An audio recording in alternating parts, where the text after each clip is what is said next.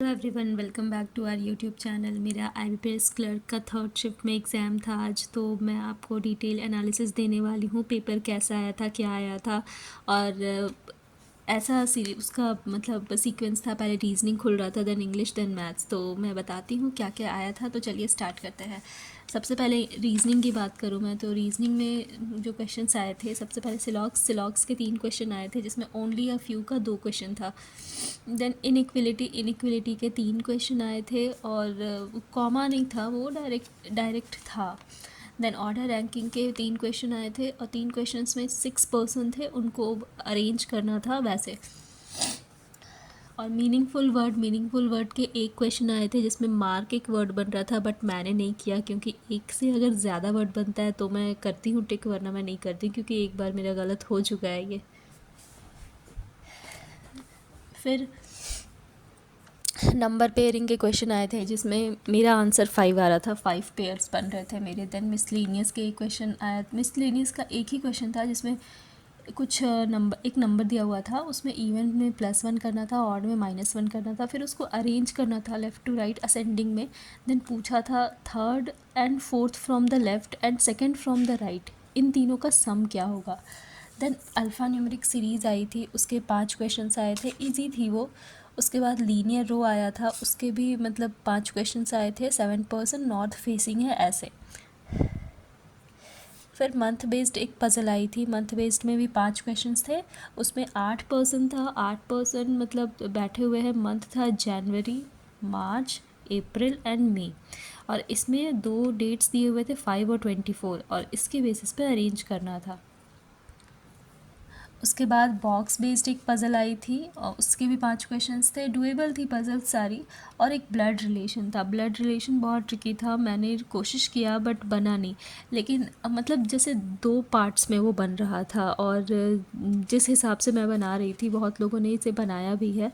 तो उसमें क्या था ना, उसमें लिखा था कोई शायद M था, उसके 2 चिल्ड्रन हैं, बट मैं जब उसको दोनों को कनेक्ट कर रही थी, तो उसके 3 चिल्ड्रन आ रहे थे, तो इसलिए मैंने उसे स्किप किया। बट उस जो 2 पार्ट था, उससे एक क्वेश्चन मेरा सॉल्व हुआ, तो मैंने वो कर दिया। अब पता नहीं वो सही है या गलत है, वो नहीं पता। तो टोटल मेरे 32 अटैम्प्ट रहे हैं, जिसमें से एक क्वेश्चन गलत हो सकता है। मैंने 2 ब्लड रिलेशन का क्वेश्चन छोड़ा है, और एक ये मार्क वाला छोड़ा है।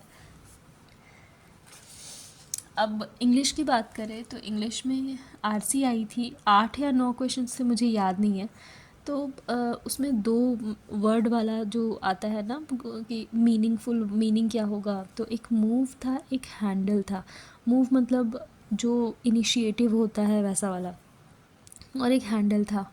फिर एरर के 5 क्वेश्चंस थे। एरर में मैं आपको बता दूं, एक ये रिटर्न बैक वाला एरर था, और मुझे एरर अच्छे से याद नहीं है, बट अगर याद आएगा तो मैं कमेंट में पिन करूँगी कौन कौन सा एरर था। देन सिंगल फिलर्स के क्वेश्चंस थे, ये भी इजी थी। एंड पैरा जम्बल्स था, 5 क्वेश्चंस आए थे, और उसका ऐसा सीक्वेंस था, मुझे बीच वाला याद नहीं, बट मुझे लग रहा है मैंने सही बनाया है।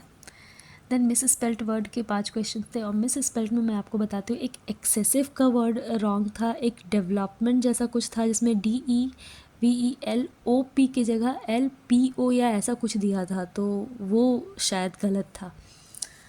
फिर वर्ड यूसेज के एक क्वेश्चन आया था, जिसमें हील वर्ड था, और इसका आंसर ना A और C था। मतलब बीच में एक क्वेश्चन था, जिसमें सैंडल वाले हील की बात हो रही थी, और ये वाला हील लिखा हुआ था, वो सही नहीं होता। फर्स्ट और थर्ड A और C सही था, B रॉन्ग था, ऐसा। अब क्वांट की बात करूँ, तो क्वांट में सिंप्लीफिकेशन के 14 या 15 क्वेश्चंस आए थे, बहुत ही कैलकुलेटिव थे, बहुत ही ज़्यादा। मैं दो से 3 सिंप्लीफिकेशन में तो स्टक हुई हूँ, मतलब 2-2 3-3 बार मैंने सॉल्व किया है, जिससे मेरा बहुत ज़्यादा टाइम वेस्ट हुआ। रॉन्ग नंबर सीरीज़ के 5 क्वेश्चंस आए थे। इसका पैटर्न मुझे याद नहीं है, अगर आप लोगों को याद होगा ना, तो आप लोग प्लीज़ कमेंट कीजिएगा या टेलीग्राम में मुझे मैसेज कीजिएगा। बार ग्राफ के 5 क्वेश्चंस आए थे, और जैसे 2 क्वेश्चन उसका लेंदी था, मतलब 3-4 लाइन के क्वेश्चंस थे 2, बाकी 3 तो इजी ही था।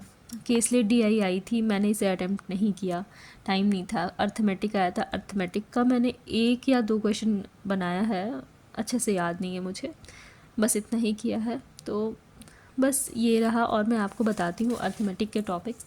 एक एसआई वाली आई थी, एसआई निकालना था, ऐसा कुछ मिक्सचर एलिगेशन था, एज था, पाइप सिस्टर्न था।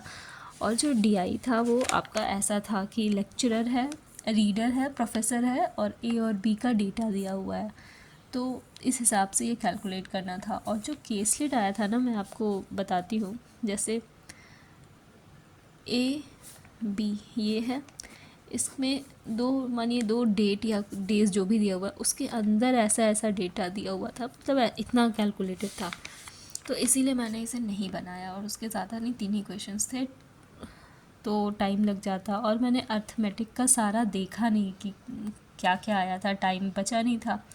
तो टोटल मेरे जो अटैम्प्ट रहे हैं, क्वांट में मैंने 25 किया है,